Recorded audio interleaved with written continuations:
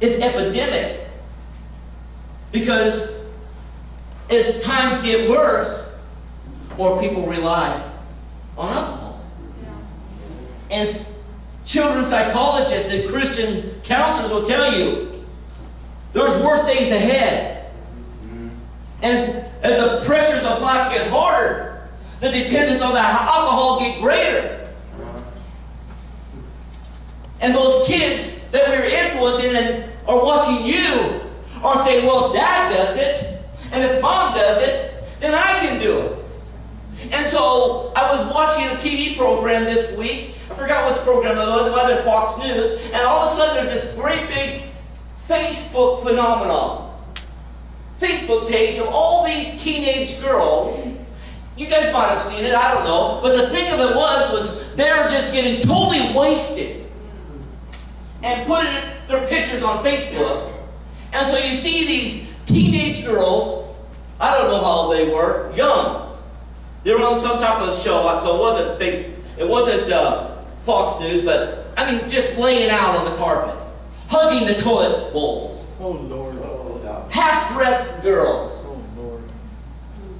Just in positions and places and situations, just right and ready for someone to take advantage of it. And I'm going to tell you right now, they will. Yeah. Amen. And they're showing it, portraying it as fun and acceptable. And it's down into the teenage years. I'm not preaching and teaching something that we have to go to San Francisco or LA. I'm telling you something that's happening right here in Tuolumne County. So what is our role model? What are we going to present to them as acceptable? And if it's okay for us, isn't it okay for them? And so we need to guard ourselves and understand this morning that our lifestyle is important and transfers to our children. And so that's one area of many different areas of our life. Hypocrisy is terrible for the life of your kids to have to endure as a Christian.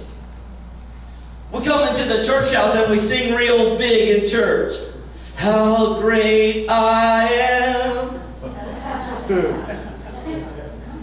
Yeah. Sounds real good in the church, and then we go home and we get around there and we talk about how terrible that message was, and how dare that pastor step on my toes and tell me I can't drink a glass of wine. I'll never go back to that church. He's such a this and a that.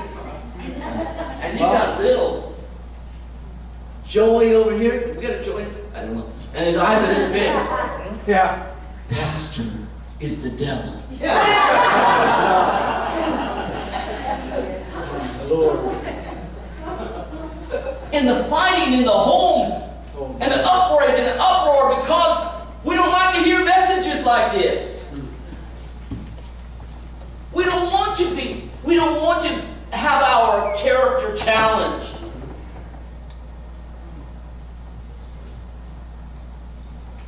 It's not the popular message to preach.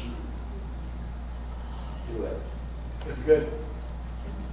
It won't grow a big church. Preach it. It's the truth. It's the truth. Well, I'm just going to have to be blunt and frank about it today.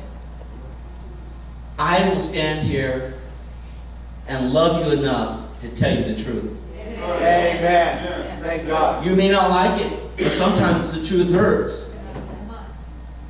But we got problems on our hands because the church has let down their standards. Amen. When you bring compromise into the church and you don't preach against things that are going to be harmful to our lives, what do we expect? That's right. All of the disregard for life, look how far we have fallen because the church wouldn't rise up against someone that wanted to take prayer out of schools. How far are we going to let ourselves fall before we say enough is enough? When are we going to shake ourselves and realize, you know what, that I better do something and make some adjustments here? And that's the good news about it. We can make adjustments in our lives. Amen. And so hypocrisy is another issue, and I think that one sometimes slips under the radar.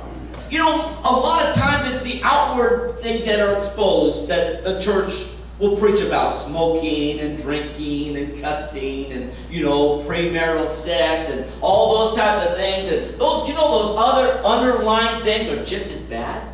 Amen. Backbiting and gossip and slander and all those other things, that God hates those things too. A lot of times we don't talk about those sort of things, but those things are just as necessary because they're transferable into the home. Yes. We corrupt our children. They don't want to have anything to do with church. Right. Well, man, if they can't get along in there, why should I go? Why should I do that? And so we need to understand that there are things that we have to look at ourselves as men and set some standards so that we can transfer the things that God will bless. He says here in this 6th verse, he says, after I will show visiting iniquity upon the fathers of the children of the 3rd and 4th generations to them that hate me. Verse 6 shows us the way out. He says, I'll show mercy unto thousands of them that love me. Amen. And keep my commandments. Amen. So there is a good order in the home. There's something good that we need to lift up our heads and understand that there's things that we could do as men today that we need to do more of. Yes. We need to be quick to praise and affirm our wives. Oh, I wish I could get My. You guys are still thinking about going home and dumping the wine out.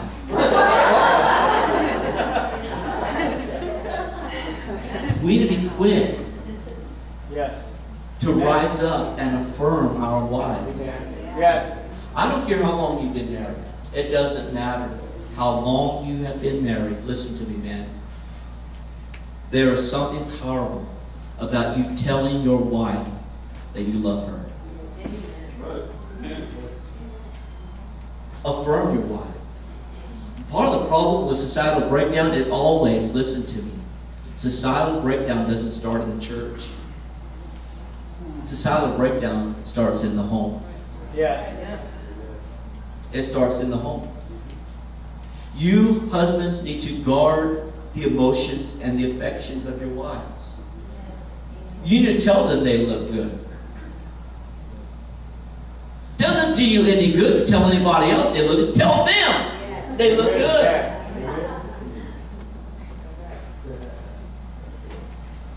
My wife still asks me for affirmation. How does this look, honey? That looks good.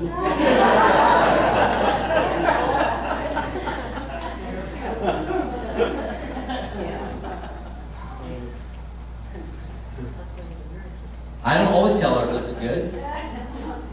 But I found out when I tell her it doesn't really look that good, it doesn't matter anyway. She wears it anyway. But they want affirmation. Sure. We all do. But husbands, we're the leaders. And I'm going to tell you something, men. It's good for you, if you have children around you, to affirm your wife around them. When those little kids are all there running around the house and being those little angels, and, you know, grab a hold of your wife and give her a big hug and tell her loudly, I love you. Amen. Because you know what that does to your kids? It makes them feel secure. Sure does. It makes them feel blessed. It creates something in them that causes them to know, well, if my dad loves my mom, then when I get big, I'm going to love my wife the way my dad loves my mom. You transfer something to them. If you're in the house and you're having unholy war, you know, kind of typical, you know, it's more, you know, the battle of the bulge, maybe I should say, I don't know. You know, yelling and screaming and tearing down and cutting. We probably don't have anyone like that in here today. But from time to time, when we allow anger to get a hold of us, guess what that does to the kids? It transfers down to them.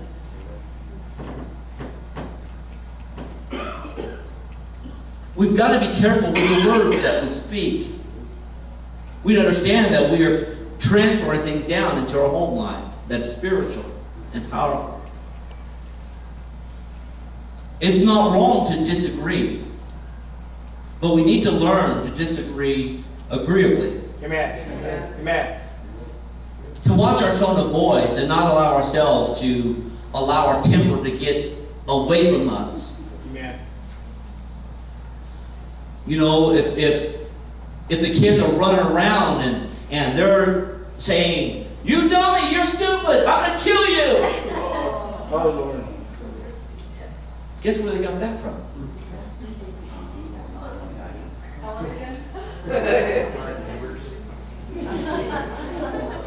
Guess where they got that from? Doesn't do us any good to censor the TV. You're not going to watch SpongeBob. And then turn around and yell and scream in the house at each other because we're mad at each other.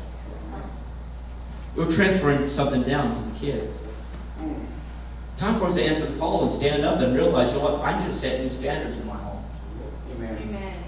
Here's a powerful truth that if you're going to get anything out of this message today, this is what you need to get. Your life is not about you.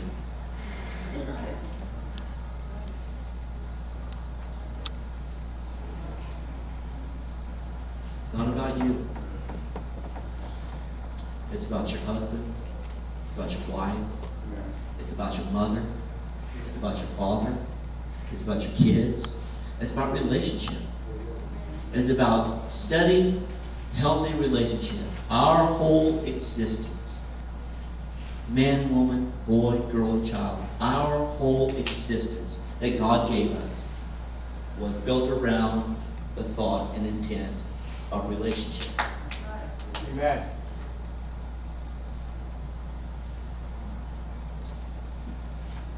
So we need affirmation of our wives, and we need affirmation of our children. One of the worst things that we can do is always criticize and never compliment. We are in a society that is prone and bent and drives us to the negative. You're aware of that, I know. Nothing is newsworthy unless something bad happens. So that's the type of society we have, makeup. It's bent toward the negative. And if we're not careful in our home life, that's exactly what we transfer down to our kids. Pick up these toys. Get in there and brush your teeth. Go to bed. Get in the corner and put your nose in it. Stand on your toes. And always correcting.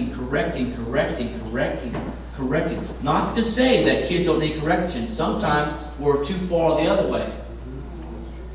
We've got, there's a balance in this thing. Sometimes, we just are oblivious to what they're doing.